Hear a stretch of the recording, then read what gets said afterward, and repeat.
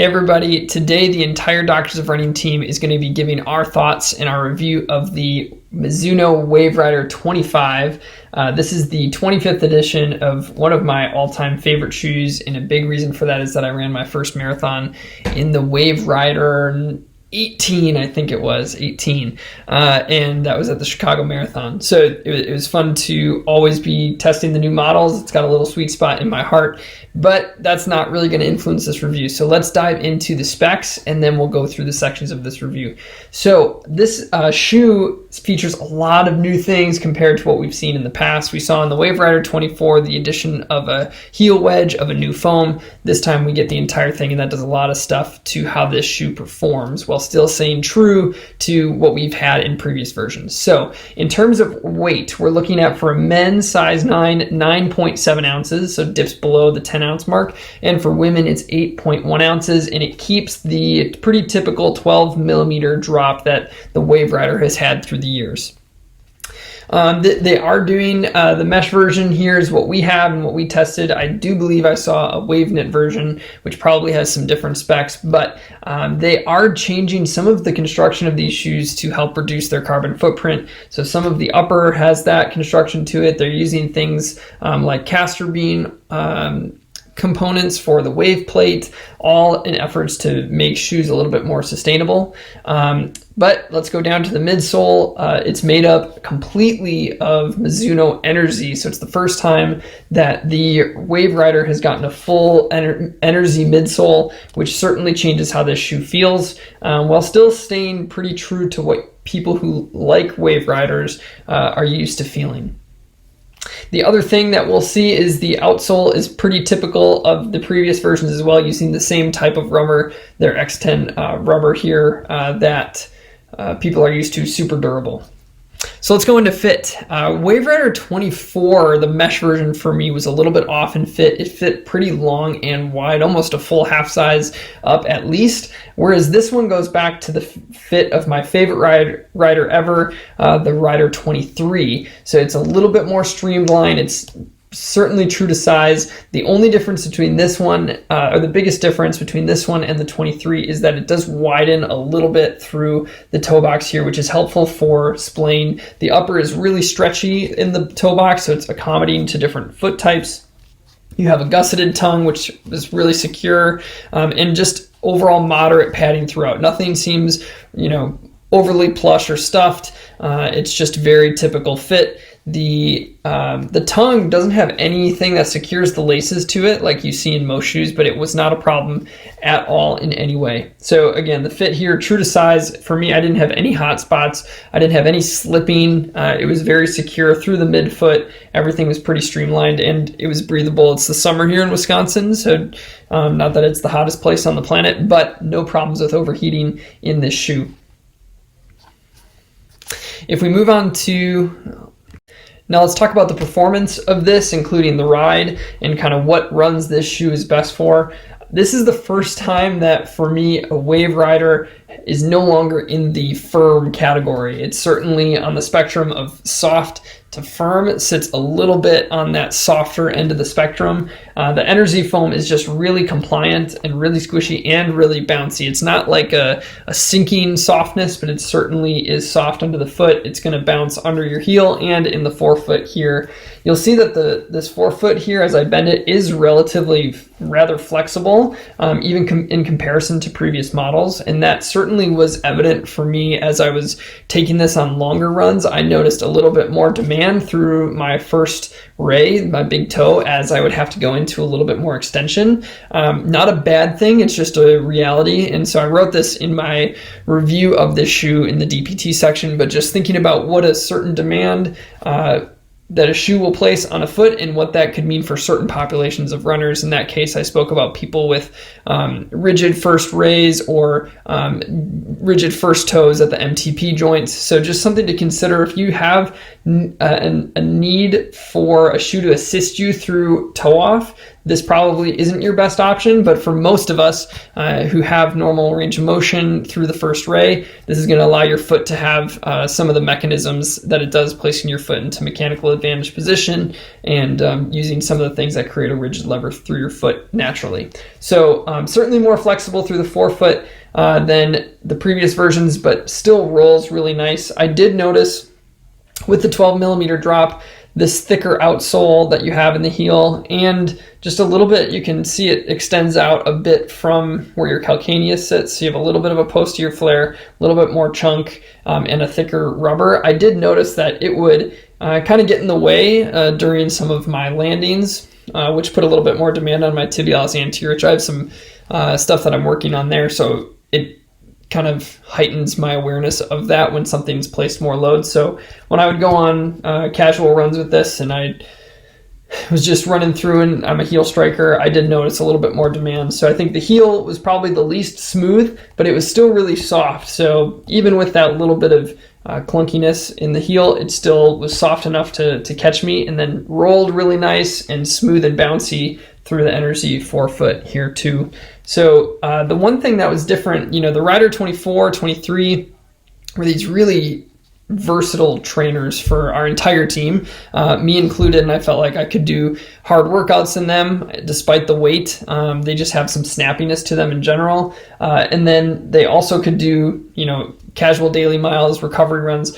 This one pretty much still fits that bill. I would say the one area that it shines a little bit less is on that higher end of speed. With the softer Energy, you just kind of sink into it a little bit more, which feels really nice. But when you're really trying to push the softer midsole here, combined with the flexibility, really decreases its performance on the really high end of speed. So for me, this still works for daily miles, still works for some tempo runs, a little bit less for like harder fartleks and things like that. So again, a really well-performing shoe. It is certainly on the softer end, has some flexibility, had a little bit of a chunky heel, but overall performed really, really well. And now let's talk about stability of this guy. So we have always talked about how stable the Rider is as a neutral shoe option. A lot of it was because of the firmer platform and the plate that runs through it. The 25 remains a very stable shoe, but does have some changes that make it have some different stability demands on it. So like I said, in the past, the shoe typically ran rather firm. Now that it's softer, your foot does have some demand put on it to maintain stability on the platform itself, mainly in the forefoot once you get out of where the wave plate sits. So for people who need forefoot stability, this one isn't really going to offer that as much, despite the, you have some flaring kind of through the sole here to provide some stability, but it's because of the softer platform, it's not the most stable shoe that you could find through the forefoot. Additionally, I think something that docks it on stability a little bit is how clunky the heel was for me. That transition really threw my foot forward and my shin forward, and so I think that just takes away a little bit of the smooth transition that can make a ride a little bit more stable. However, what they do really, really well is the new design of the wave plate. So this is the first time you actually can't see through the midsole. They usually have an opening, so they closed all of the connections between the wave plate and the foam, which provides no areas for excess movement there. And they've also, you can kind of see they've thickened the plate on the medial side of the shoe, which I think really made a difference in stabilizing this softer foam. So everywhere from the heel up through the midfoot still provides a really nice amount of stability. It's not obtrusive in any way. Again, we're talking about a neutral shoe, and it is a neutral shoe. It doesn't have any formal elements of stability like posting or anything like that, but it does provide a really stable ride due to the way that they integrate this plate, the thicker amount here, and the platform that's just a little bit wider. You can see the waist is narrow here on the outsole itself, but this plate sits out a little bit wider, and so the plate, you're actually kind of sitting on top of that and kept the shoe stable again from the heel through the midfoot. And then the part where you just are going to need a little bit more of your own stability is through the forefoot, which most people don't have problems there, which is why shoes typically have things trying to address stability in the midfoot and the rear foot, which this does really, really well.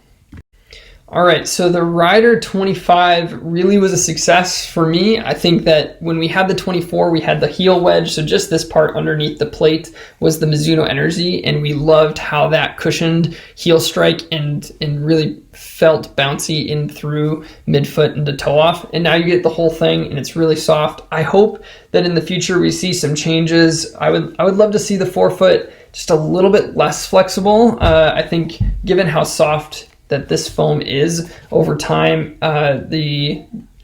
just that demand on the foot and the compression over time of the foam, I think could decrease some of the durability here. That's speculation, but just based on how much demand is put through that part of the foam, I could see that happening. So I'd love to see this firmed up a little bit, maybe adding some stack or changing the toe spring, something to help you roll a little bit through there. And then I'd love to see the heel kind of slimmed out or beveled a little bit more so that it's not as obtrusive.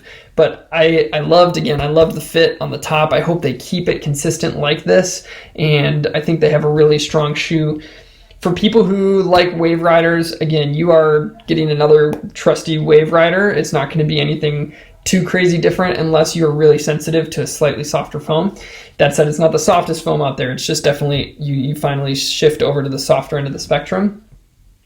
So you're still going to get a trusty Wave Rider. And for people who haven't tried Mizuno, because they're too firm, this is a lighter weight Mizuno option that is no longer, in my opinion, considered firm. So overall, great shoe. Excited to see what people think about it and where they go from here with the next version. Hi everyone, it's David from the Doctors of Running, and today I'm going to discuss my thoughts on the Mizuno Wave Rider 25. So the Mizuno Wave Rider 25 essentially is the neutral daily training option from Mizuno. It has been around for a very long time. They're on the 25th edition of it. It does feature the Mizuno Energy foam, which was debuted in the Mizuno Wave Rider 24, which is a little bit softer than the euphoric midsole. That is now full length across the entire shoe. It does appear that they have revamped the wave plate a little bit as well, extending from the rear foot down into the forefoot region. Overall, the shoe is similar in a lot of ways as the Wave Rider 24, but it does have a lot of new updates. So the updates being the full-length Energy foam, making the shoe feel a little bit softer than it has in the past. Mizuno used to be known as a firm riding shoe overall just across a lot of its models, and this definitely softens the ride up quite a bit. The forefoot does feel a little bit more flexible than the other models as well. The heel to toe transition overall is pretty smooth throughout for me. The shoe is beveled pretty decently there, and it almost has like a midline crash pad type design where you land and you load from that heel to the midfoot really well. I think what's going to be the deal breaker for a lot of people is this shoe, deal breaker and or maker for this shoe, it's soft in the forefoot. So you're going to transition through, you're going to have a soft and flexible forefoot. If you like that, I think you're really going to like this shoe. But I know that can give some people a little bit of problems. For me, I do really like this shoe. I think it's best at daily paces for me. The Energy midsole is responsive and will respond to the forces you put into the ground if you pick up the pace, but this shoe does feel a little bit clunky or flexible when trying to push the pace in it. I think just with the high drop and flexible and soft forefoot, it just feels a little off when you're moving fast, but it can do it. But overall, it's definitely more of a daily training option. The fit does feel a lot better than the Wave Rider 24. I think the mesh is a huge upgrade. It just fits better all around. You have a nice hold over the midfoot, nice wide toe box through the front. The heels, it does have a heel counter, but it's padded nicely and structured very well. Minimal overlays throughout. The tongue seems to hold on the foot a little bit better. On the 24, it had a little bit of slippage around, which got a little bit annoying. So the upper is done very well. It does feel a little bit more like a premium upper, where it's a little bit on the thicker end compared to some of the previous versions. My favorite Wave Rider upper was the Wave Rider 23. The mesh was very lightweight and still held well.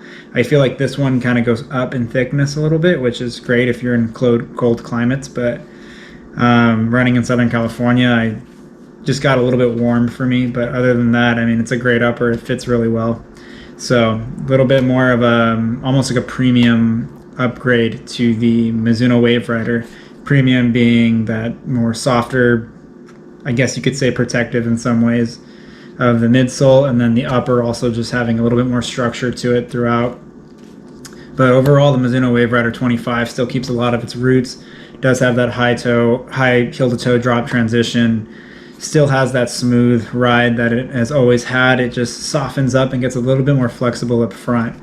I think the heel mechanics and the midfoot mechanics are better than any Mizuno that I have run in so far from the Wave Rider. I just think the forefoot could be cleaned up a little bit. I'm interested to see what my counterparts say, Klein and Nathan. We'll get that whole video out very soon. But yeah, it has a full-length Mizuno Energy midsole. Upper is a little bit more dialed in, but also a little bit more plush and premium. And then just a softer ride throughout with a more flexible forefoot. So those are my thoughts on the Mizuno Wave Rider 25. Hey everyone, Matt here from Doctors of Running. Today, we're going to do a review on the Mizuno Wave Rider 25.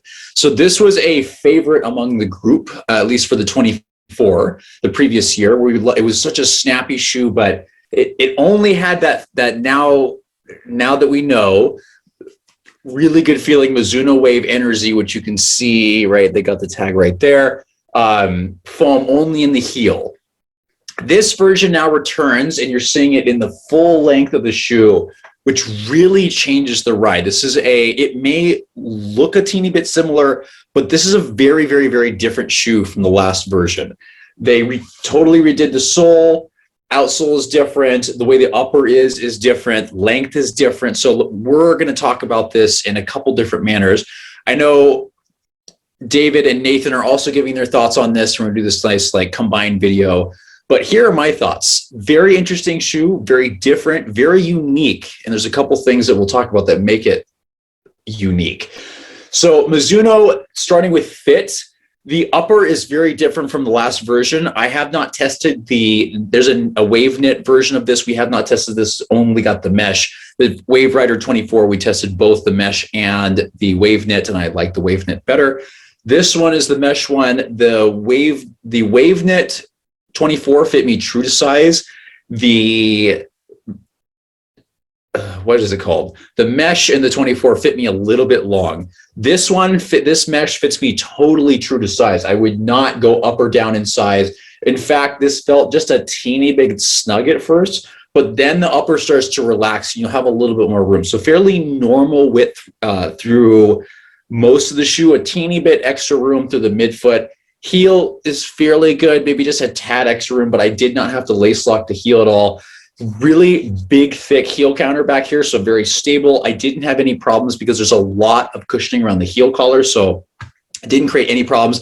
This shoe saved my butt. I did some stupid stuff. I came back from a trail race and then did a bunch of hill repeats afterwards and agitated my Achilles. It was fine. I could still run in it, but this having a higher heel drop shoe made it a lot better. And even with an insertional aggravated Achilles, I had no problems wearing in this shoe. The higher drop did really, really good for me. So I was very, very happy with that I could still actually run. Obviously, I would suggest to most of you when you are injured, you should probably take a little bit of time off. I don't always follow my advice. I managed to run through it, did fine. Calf strength is doing really good now. I was rehabbing while running, so it's not always the best idea, but I did it.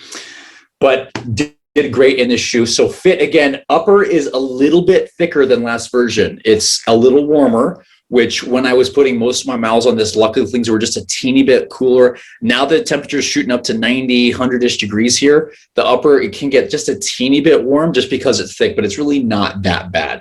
So overall, fairly normal width throughout this. If you tried the Wave Rider 24 mesh, just like this, it is 25 mesh. No, it's going to fit a little bit short. This fit me true to size. The mesh in the 24 fit me long. If you were in the Wave Knit 24, this will fit fairly similar.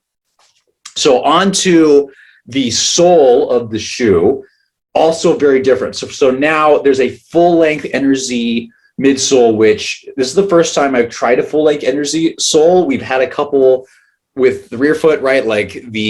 That's actually not true. There's been a couple of the Wave Sky 4, and we have another one that's coming in that will be full length, but it wasn't this soft. And even in the Wave Sky 4 was a little bit more firm. This is really soft. I did not expect this because the Wave Rider series is normally really firm. It's something that I like. It gives it stability. It's snappy. I could do workouts in the 24. This one is definitely more relaxed. So the ride relaxes overall. And people are going to like that if you're looking for a cushion long mileage shoe. With the 24, I could do high mileage in it, but I get beat up a little bit. This one, much more forgiving. Long ones are really, really good. It's just the energy, you have to ease into it. It's not going to be that snappy, like firm, responsive ride that I personally like.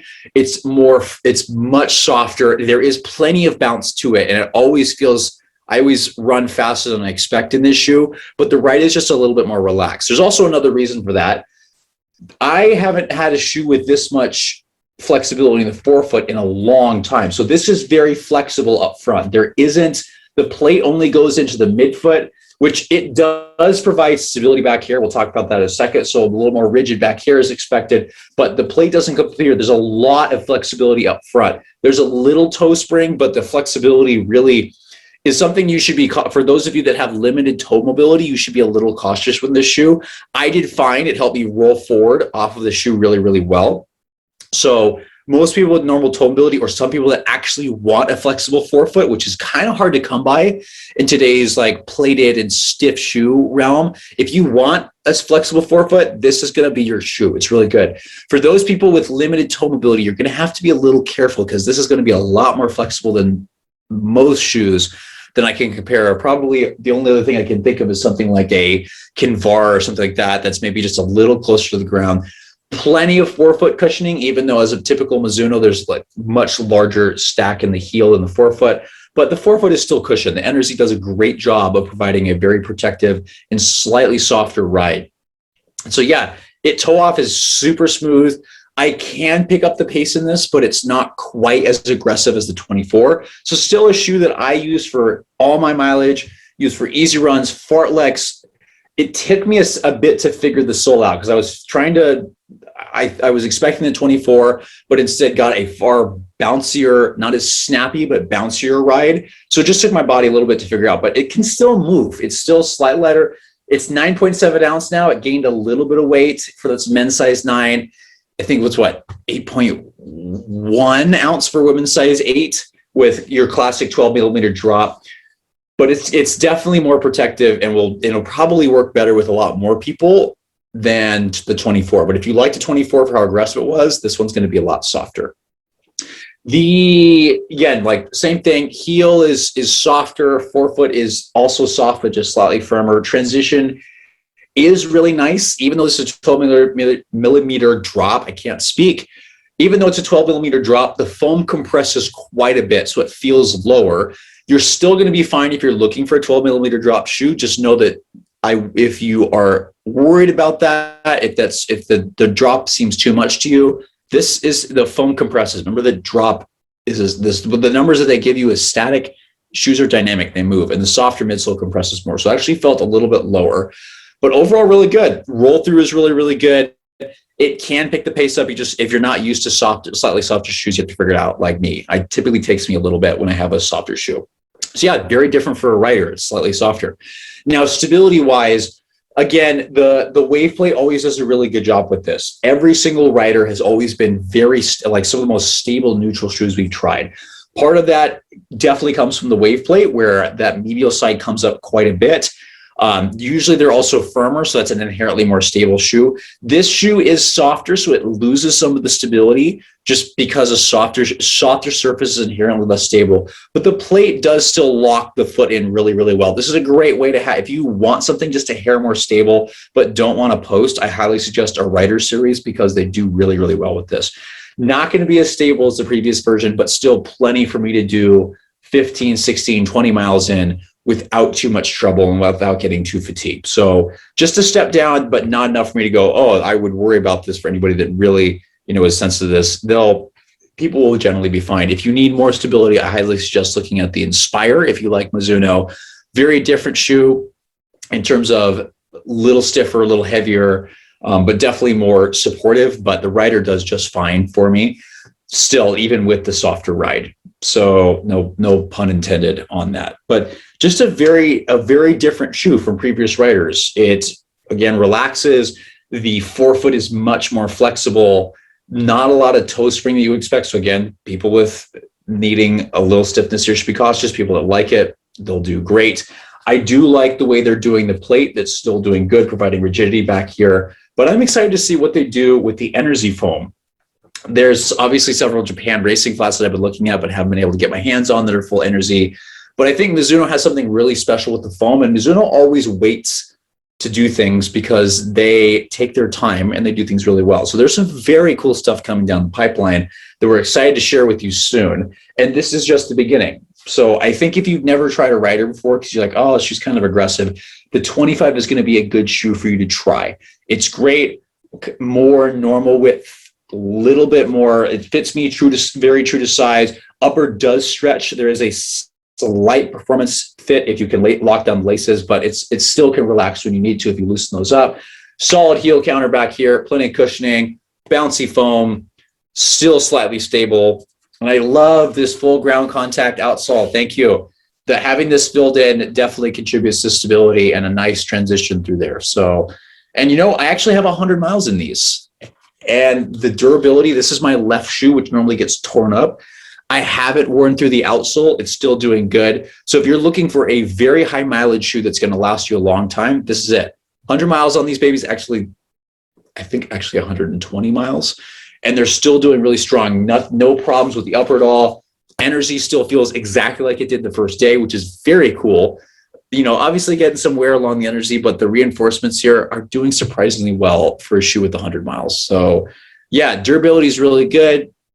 Good job, Mizuno. So yeah, that's the Wave Rider 25. I'm excited to have you guys compare and see what my fellow DOR individuals say, Nathan and David, and of course, Bach will have some of his thoughts up there. But yeah, thanks for watching. Thank you, Mizuno, for sending us these, and we're excited to see where these things go. Some very cool stuff coming up and some new reviewers coming up too, so please keep an eye out.